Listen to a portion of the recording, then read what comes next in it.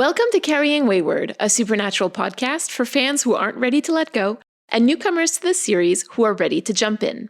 I'm Marie Vigourou. And I'm Drew Schulman. In this episode, we're diving into Supernatural Season 4, Episode 8, Wishful Thinking.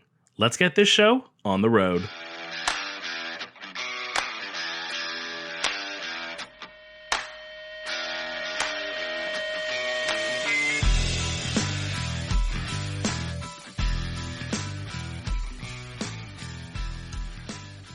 I'll be honest, my first note, maybe like 5-6 minutes into this episode, after the initial ghost encounter and the actual the brothers doing anything, I thought we were getting the trickster again, I'll be honest.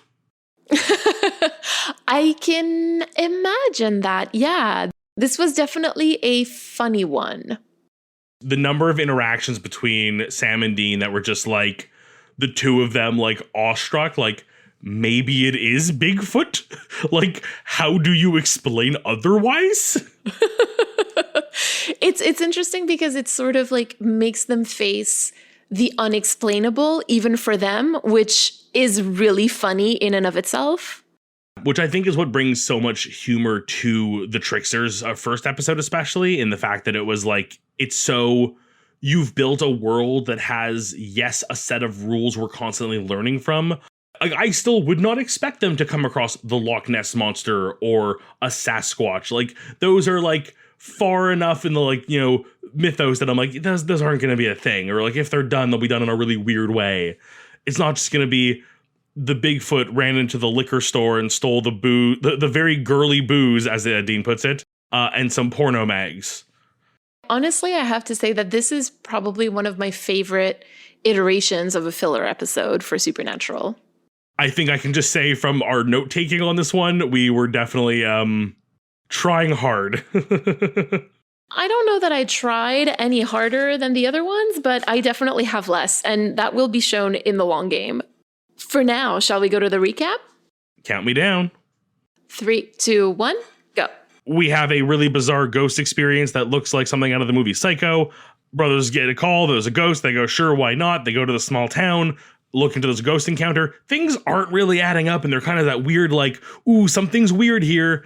And then we find out that through some investigation that it's a wishing well, a magical coin tossed into a well that makes any wish made on the well come true. So we've got parents disappearing to, tropical paradise. We have giant evil teddy bears that are not evil, but just really messed up and scary who try to, off themselves in horrible ways. Oh God, the fluff.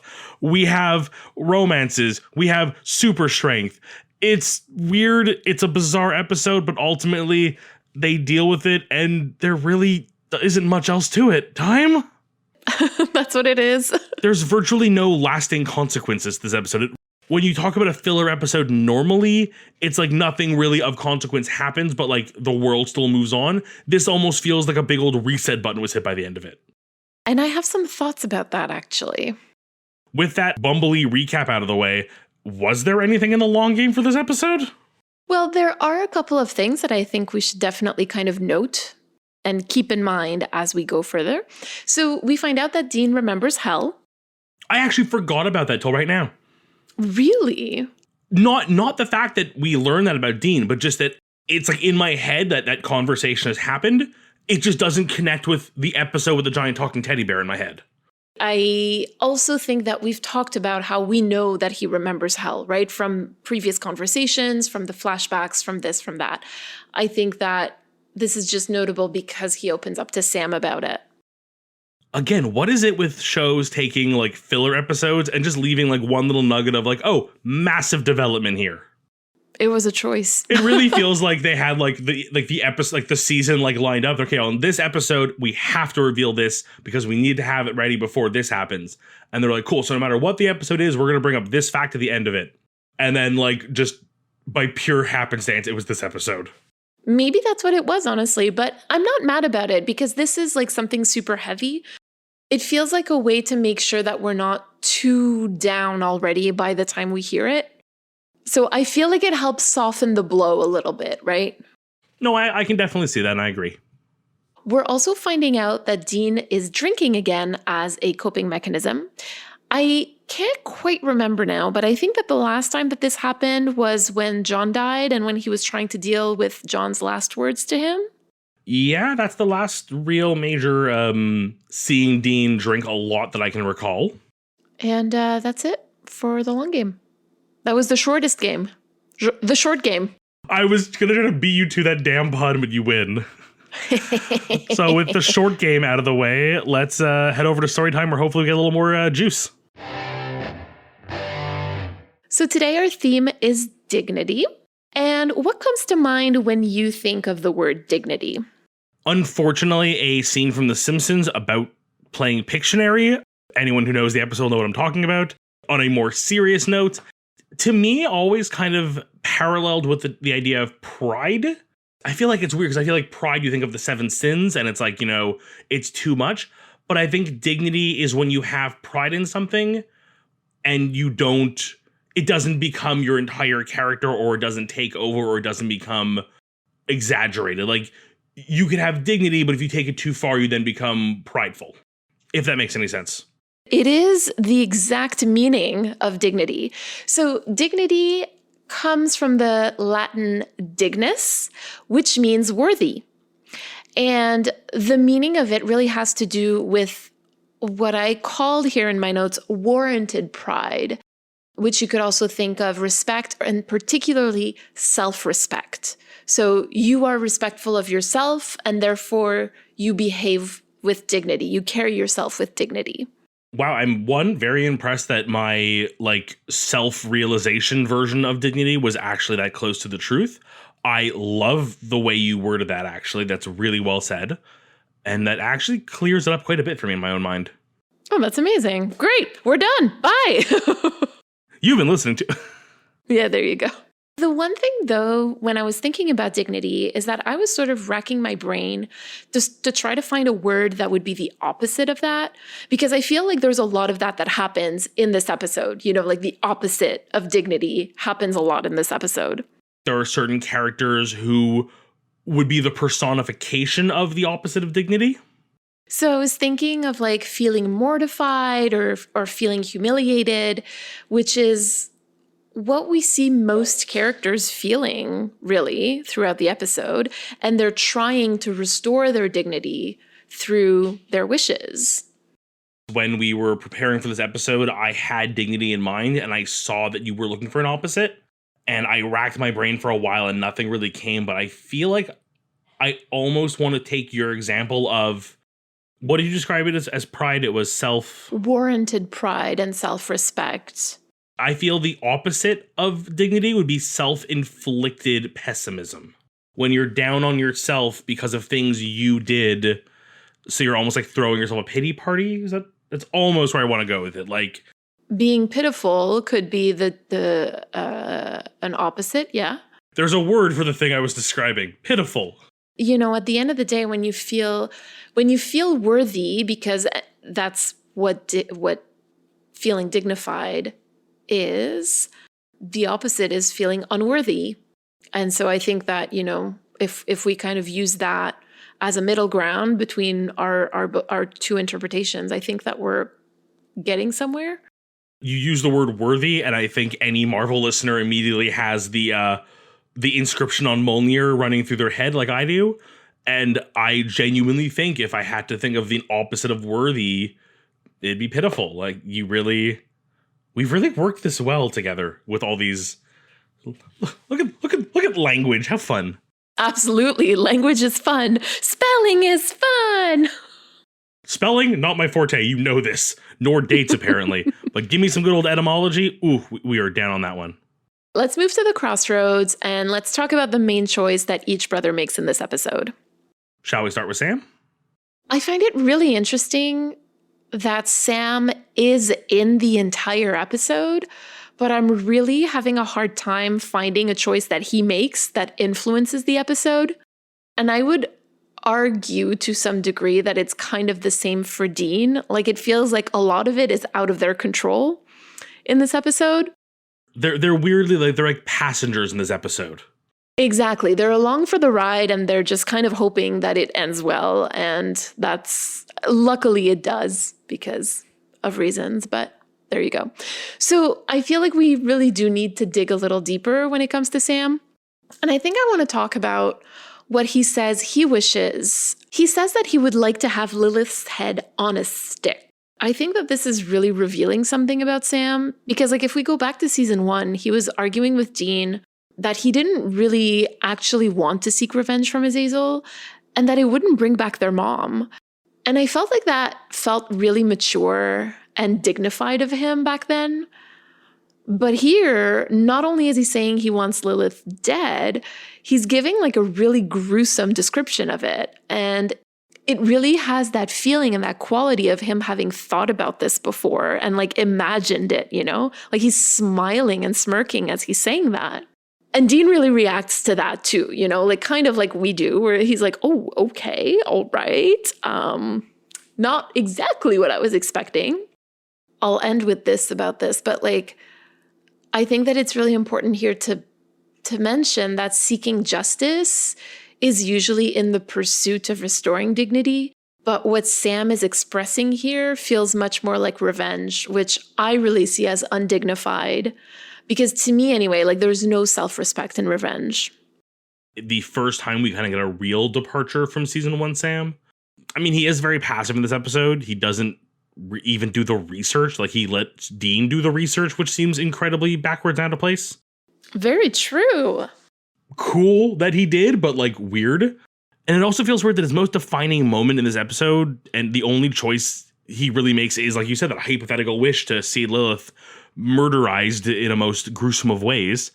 And while the choice isn't really impactful, it really helps kind of paint the picture of what Sam has become. I mean, he was this dignified character, and we're now kind of seeing this darker side to him. And with all the discussion of like, oh, using your demon powers are bad and they could lead to the dark side, we're now he's saying everything's fine, but this is a darker Sam. I don't necessarily think they're a direct correlation. I think it's more coincidence, but still, we're starting to paint this new picture of dark Sam who believes he is on a mission to defeat Lilith, kind of like John was on a mission to defeat Azazel.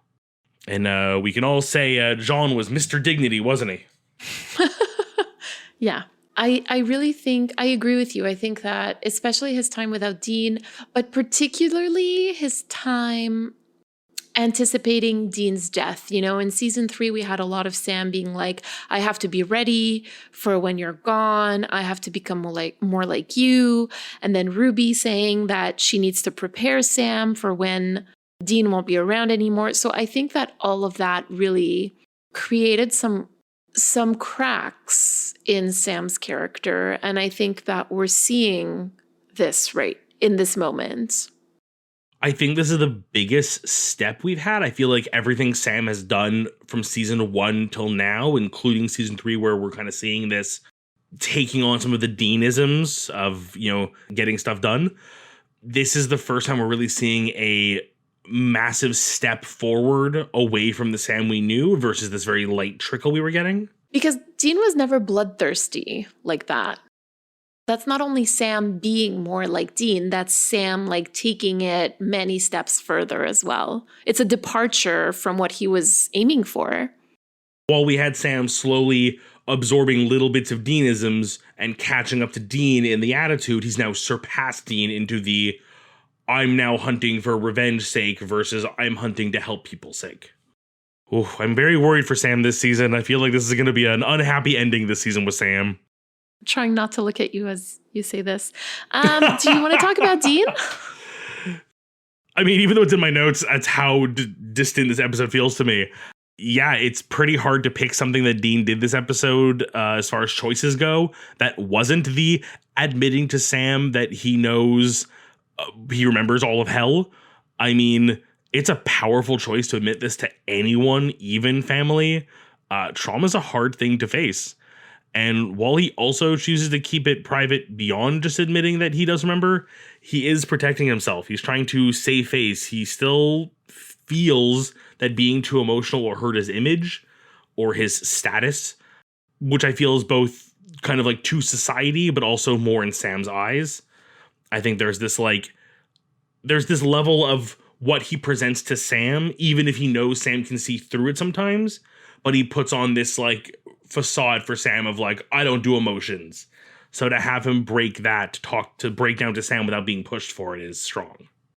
Do you think the facade is for Sam or for Dean? I think it's for Dean. I feel like there's a part of Dean that knows it's not working on Sam, but he keeps it up anyways for himself, so he can tell himself the lie. Almost like we discussed a few weeks ago, lying to someone else to lie to yourself. You know, I would almost take this also a step further from what you were saying, and I think that the important choice that he makes here is not only saying that he remembers hell, but also that he doesn't want to talk about it. And I think that putting that boundary is a very brave thing to do as well. And it shows a lot of self-respect. And it's very dignified of him to do, to be both transparent with his brother and to set clear boundaries with him. Because I know that like conventional wisdom is to say that talking about something is going to make you feel better. And you know, by and large, that's usually true. But when you're talking about trauma, and in his case, it's literal hell, it needs to be on the terms of the person who suffered the trauma. And in this case, it's on Dean's terms. So like for him to have some kind of control of like when, where, how much, and to who he talks about his trauma is part of the process of healing and restoring his own dignity. That's really well said. It's, yeah, the setting boundaries part, I think, really is what stuck with me the most, because it would be so easy just to have to break story for a moment, to kind of go from the writings. I just have Dean admit things or like spill his guts. And we've seen this before where he kind of just gives information out and then it sort of just ends the episode that way. And the next episode starts without it really meaning anything. But having him give this information, which we as an audience already know, so it's really only for Sam's sake, but then set that limitation, which keeps us on par with Sam versus taking us in with Sam to another step. It is a very dignified move. It really puts Dean in this position of power and vulnerability, which are in a really odd balance in a situation like this, I feel. But he has balanced them so well. I feel like there's so much, you know what it is with dignity, is there's so much to be balanced in dignity. It's not just, you know, like we said, like, or I said at least, is how part of dignity is your pride, but too much pride is a sin.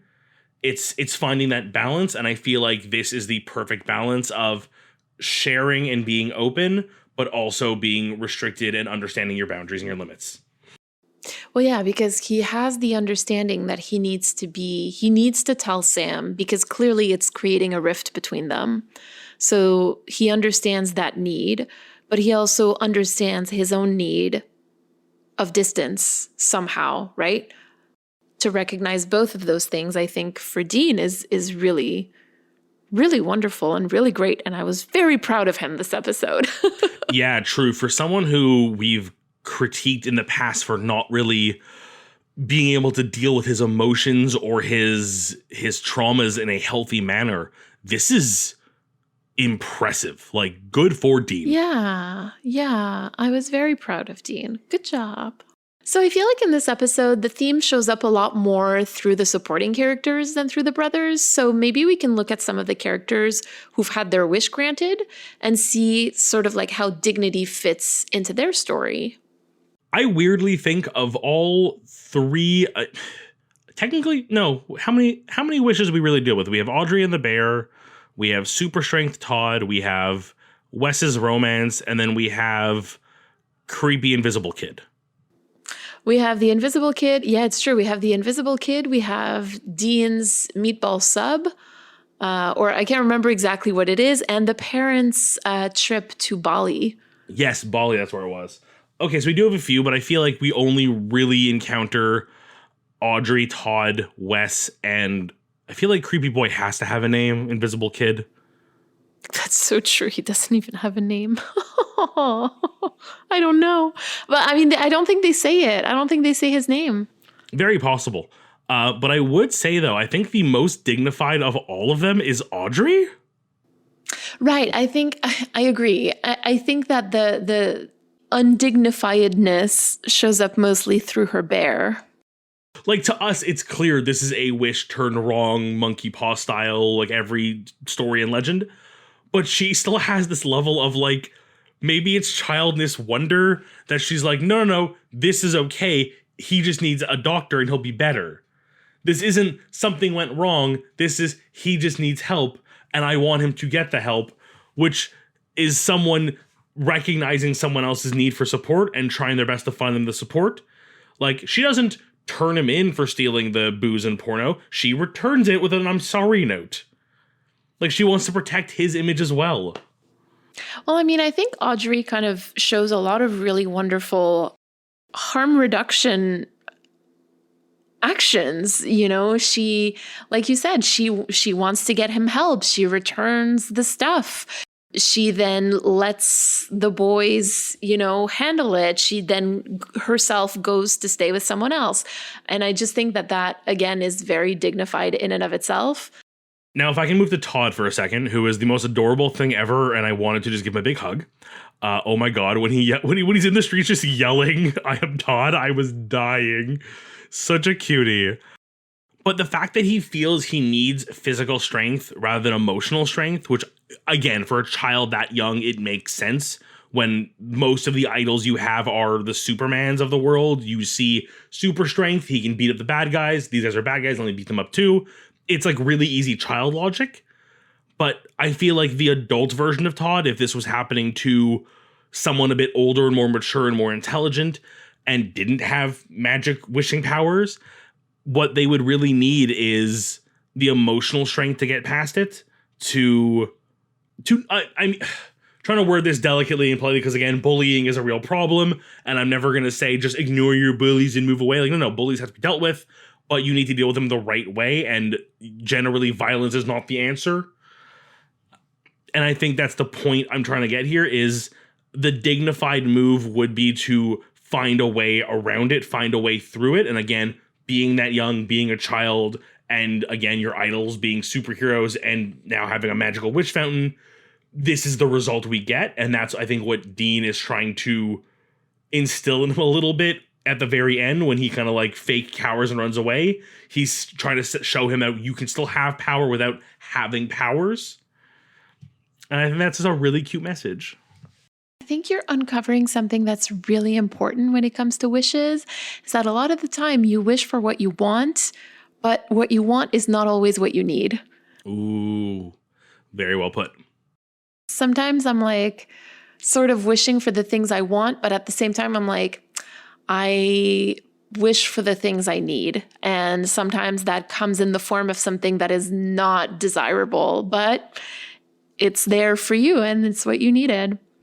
You can't always get what you wanna, but sometimes you can get what you need. Previous philosopher said this already, right? Yeah, a certain philosopher. I mean, I think music is philosophy. Exactly. Lastly, I'll be really honest. I wrote this sentence about Wes. I'm going to read it verbatim. And then it occurred to me I was writing about Wes and not the Invisible Kid. But the sentence works the exact same. I think this might be our best description for opposite of dignity, relying on magic because he has no self-worth. And that describes both of them way too well. I think what's particularly upsetting about Wes and Invisible Boy is that their wishes are exploitative. Audrey's wish, even the parents' wish, Dean's wish, even Todd to a certain degree, it doesn't come directly at the detriment of somebody else. Technically, Invisible Boy, neither, but he uses it in an exploitative manner. Because if I was invisible, I would just sneak into concerts, frankly. That's what I would do, right? Like events and stuff. That's what I would do if I was invisible. Would not be hanging out in showers to watch people. Okay, I would hang out in showers, but specifically to play really cool ghost pranks. Like putting a handprint or writing a silly message on the wall. It would not be for creeping. It would be like I would break into my friend's place while they were showering, not to look or see, but like leave a message in the mirror of something like, remember to get the milk tomorrow, and just leave them completely baffled. Being invisible isn't per se exploitative, but Invisible Boy definitely uses it in an exploitative way. And I think Wes's wish is particularly despicable because it comes at the detriment of Hope. You've literally, I mean, as the episode ends, which I think is something we were going to touch on later, I think, is how she just completely has no recollection of this whole thing. Yes. There's almost a beat where they try to make it feel like make you feel bad for Wes, like, oh, she doesn't remember you and you're back to your old self. But like, no, you fully deserve this. You were awful. Of course, you can sympathize with Wes in the sense of like not feeling worthy, but like I can sympathize with the feeling, but I can't sympathize with the behavior and the choices. Also, I just need to bring up real quick at the end, the timeline in this episode makes no sense. Oh, I mean, this is just typical Supernatural episode. Like, what is time? How did they run over the naked kid? Why was he naked on the road? So the only logic I have for that, and I've thought this through way too much, the only logical reason for him to still be naked and walking home would be he is leaving the whatever the dorms or the facilities are after being confronted by Sam. But that would be like multiple hours have passed. So you're telling me he either lives incredibly far away, which makes sense, it's a really small town, or he just was out being naked and invisible for other reasons and crossing the street stupidly. Like yes, it's a fun joke. I'm deconstructing a joke and ruining it, but it left me going like, really? What? Why? Besides the funny joke. But again, if we're trying to be generous with Invisible Boy, maybe he was just trying to like see some animals in nature by being invisible, right? Like maybe that's what was happening. I don't know. At least he wasn't in the showers. Had the car gotten there like 20 seconds, I would have seen him like herding a bunch of baby ducks across the street using his invisible powers to not scare them, but like keep the rain from like washing them away. I don't know. Maybe he turned over a new leaf and he could have been a superhero for all we know. There you go. Exactly. I genuinely think we have sucked everything we can out of the story. I'm okay heading to critical time if you are. Absolutely. So who's behind this episode? Because genuinely, I'm going to say I think I may have been a bit negative about it earlier. I really enjoyed it. I thought it was a great episode. I had so much fun. It was written by my beloved Ben Edlund and Lou Bolo, who, if you remember, was a stunt coordinator for the show. And he also wrote Are You There, God? It's Me, Dean Winchester, with Sarah Gamble. Oh, I'm glad to see Lou making a return. It's his last one, though, I think, if I'm not mistaken. I mean, hopefully he stays on as a stunt coordinator because it's a very interesting role already. He does. But again, I love that cross-departmental, ideas. I hope to see other non-traditional writers taking on partial writer credits in future episodes. Ben, we love Ben. We do. I think that he writes really compelling stories. And this was a compelling story, even though there were moments that I liked more than others. I think it did provide some interesting discussion materials for us. Yeah, I would say it would. And sorry, I think I interrupted you, but our director? And the director is Robert Singer. Oh, marvelous. All right. Would you like to delight us with some lore today? It caught the light so perfectly. As it twirled, tiny points of light reflecting off the uneven but polished surfaces. It was like fireflies flitting around the room, playing tag. I suppose I should have closed my eyes, which seems more traditional, but I couldn't take my eyes off the golden speck now reaching the apex of its arc. It seemed to stop a moment and just hang motionlessly like some kind of alien ship from an old sci-fi film. But then it began its final descent, gathering speed. The once figure skater-like precision it spun with traded now for a clumsy wobble of a newborn animal. All this in the seconds it took before my coin collided with the still calm surface of the water. With that, I blinked. No longer was my little coin dancing through space for me.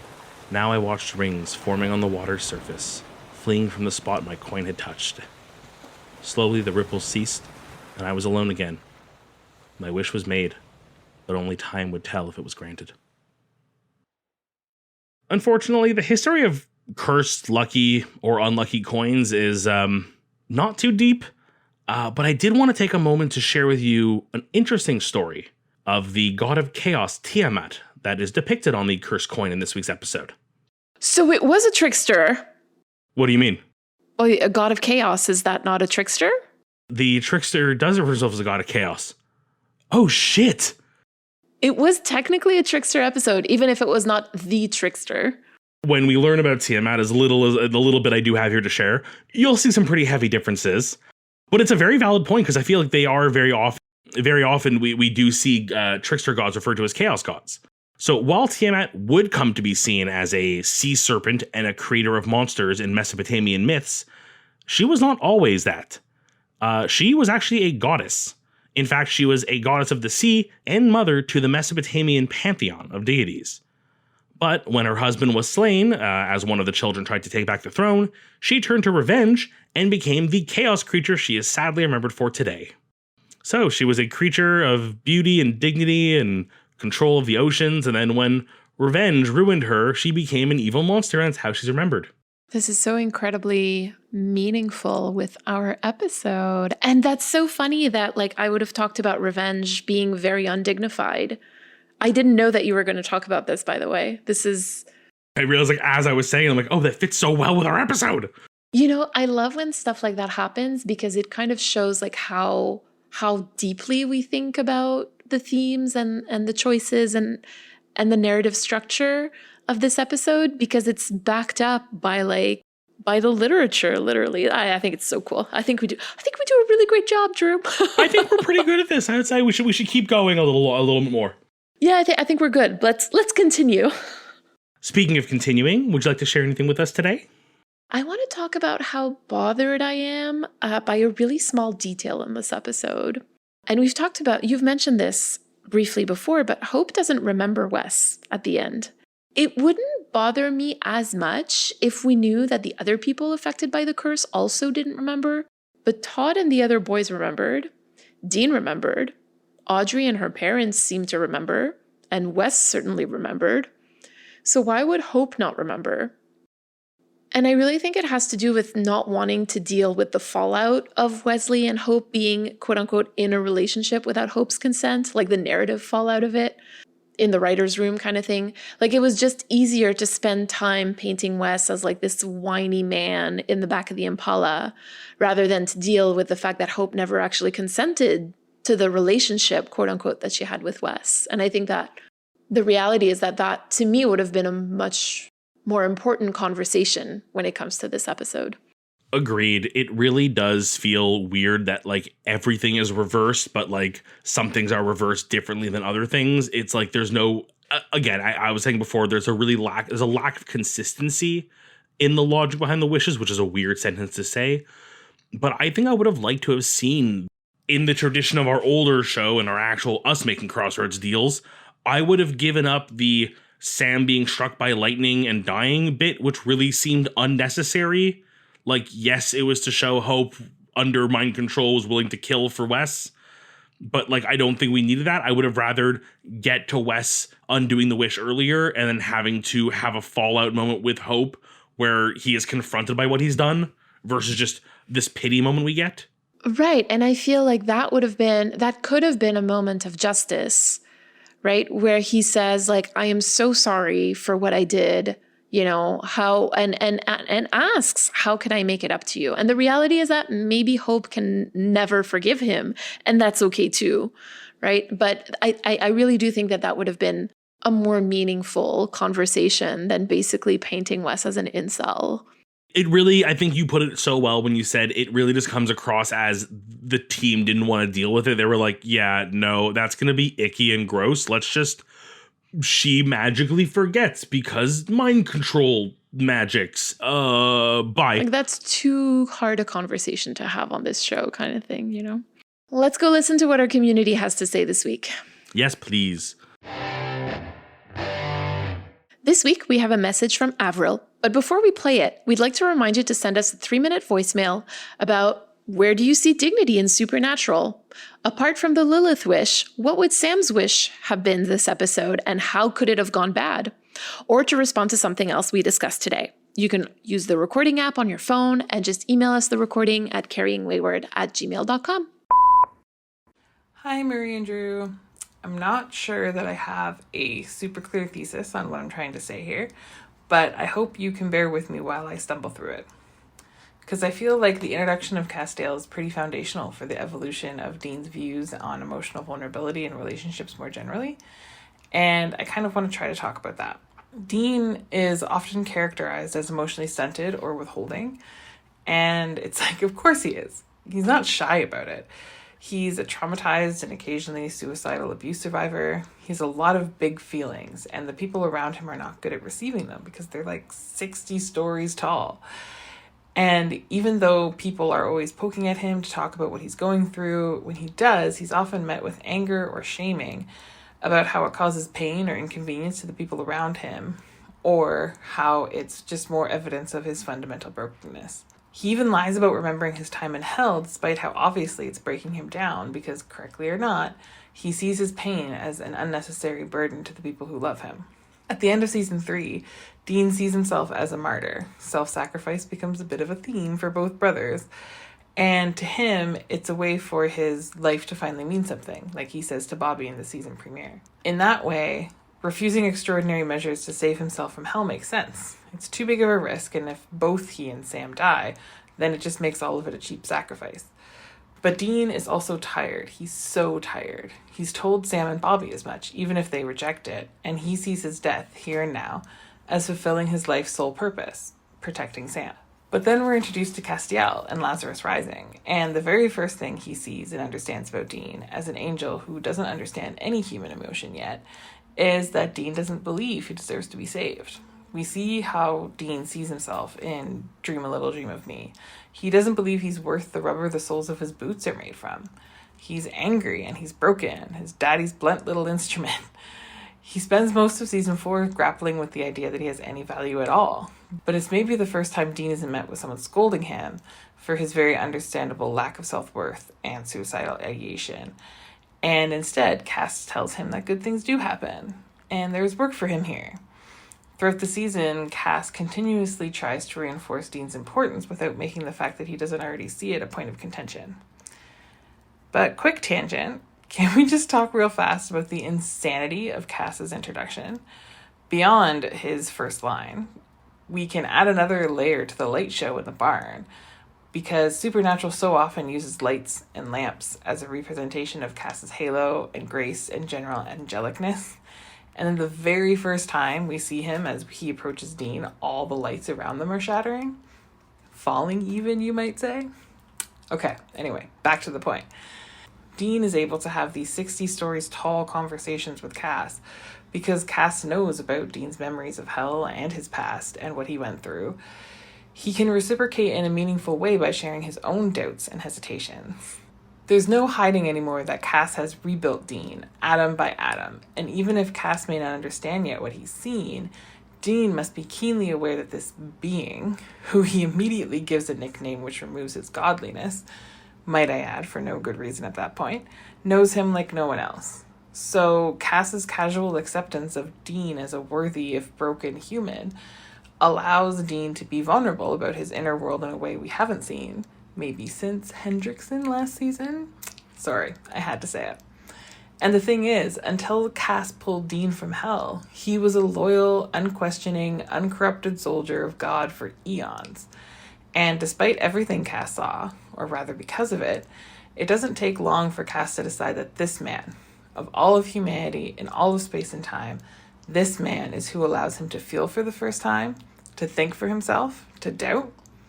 He pushes back against orders and plans for the first time because he sees the weight on Dean's shoulders. And instead of saying, like so many others, Dean is strong, Dean can handle this, Cass wonders why he has to carry it at all, let alone by himself. So I suppose my point in all of this is that the introduction of Cass gives Dean maybe his first example of unconditional love, or at least unconditional care, that's outside of an existing familial bond, which Dean associates with duty and mandatory unconditional love, rather than one that's given freely. Cass is one of the first strangers to see past Dean's trauma and pain and self-perceived brokenness, and show him he's worth the risk and the effort, and that he's not as damned as he thinks he is.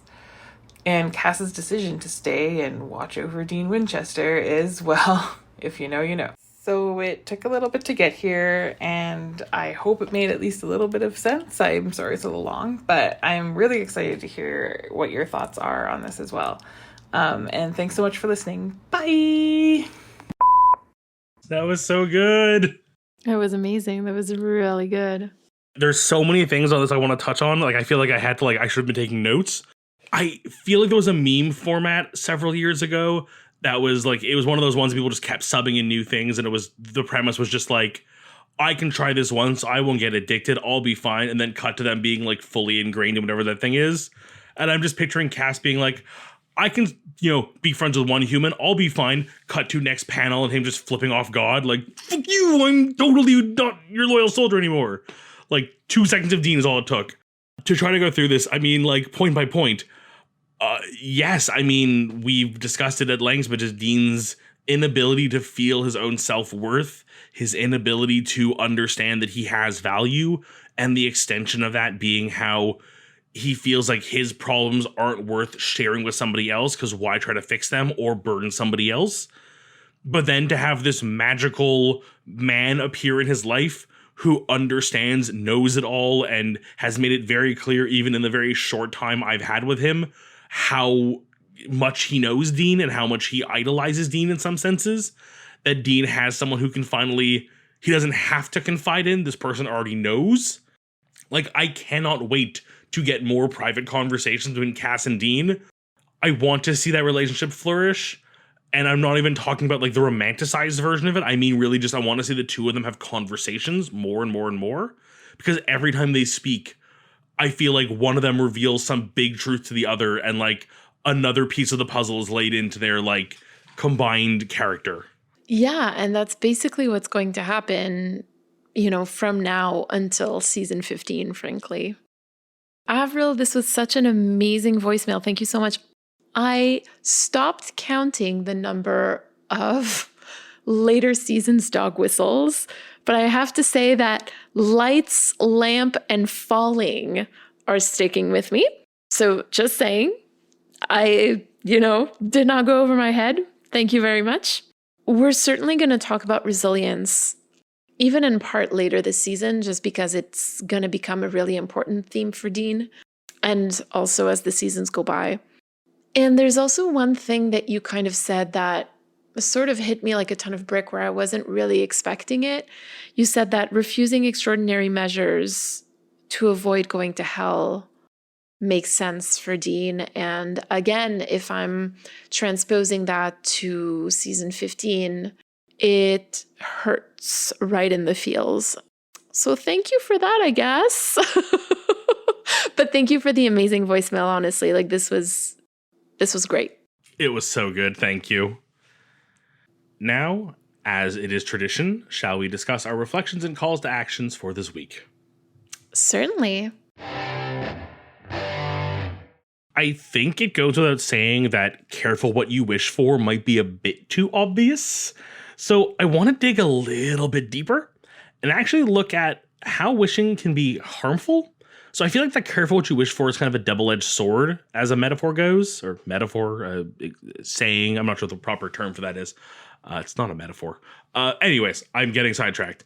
But when we say careful what you wish for, it's often what we see in shows like this where, oh no, the wish didn't go the way I wanted, and now I have to pay the consequences, and the lesson is to, work for. But that's the thing, it's the lesson part of it. It's the fact that it's not so much that the wish went sour, it's the wish took away what you had to do to get there, and suddenly it does not have the same worth. All of this to kind of circle back to what I really want to reflect on, and the call to action I have for this week, which is, it's one thing to wish for something, but if it's something that you can achieve, then the wishing for it is only stopping you from achieving it. I will be very honest. And I'm sure it'll come up in questions on Discord or in other forums. We all have those little personal wishes for ourselves. But, wishing to become a podcaster and voice actor only happens when you work at it. And, surrounding myself with people who are even more serious than I am and more business minded than I am and have all these amazing ideas and thoughts like you and Rochelle, I'm able to actually achieve those goals. It's one thing to say, I'll start a podcast one day, or I'll find the right thing. Like, you can always find the excuse. You can always wish for something. It's that literal action that is going to make the difference. So next time you have a wish within the realm of reality, don't just wish it. Make it come true yourself. Be your own genie. Watch it, because genies aren't wonderful in the supernatural. Thank you so much for sharing, Drew. Thank you. And what would you like to reflect on this week? I think that for me, this episode was a reminder that setting boundaries is an act of self-love. And I'm really feeling called to be more conscious of my own boundaries, particularly when it comes to the internet and what people ask of me, because it's a show of love for myself. That takes a lot of strength. I feel like the internet's a very difficult place to navigate, as much as we've all grown up with it and have become citizens of the internet and really know our way around it. We can find ourselves getting into those traps. I mean, I've done that thing where I've written an entire response to somebody on Reddit and then gone, what am I doing, and erased it? Like, I've caught myself, luckily, sometimes, not every time. But it's not engaging. It's setting those boundaries. It's knowing your limits and, doing what's right for you. Yay. That's what I'm going to strive to do from now on. Yay, self-love. Self-love.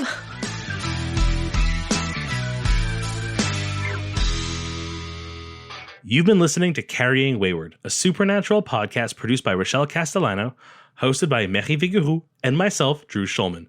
Thank you to our bunker patrons, Katira, Michelle, and Elle, for their generous support. This week, we'd like to thank Avril for her message.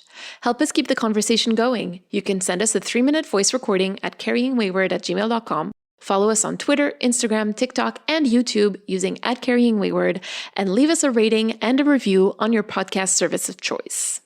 And don't forget to join our Ko-fi or Patreon for perks and extra content. You can use the link in all of our social media bios or go directly to carryingwayward.com. Carry on, our wayward friends. Whap, whap. 3, 2, 1. I went really low. I could not sustain that kind of low register. It was nice. It was like we were competing. Eventually, we just hit like a level that no one could hear. 7, 8.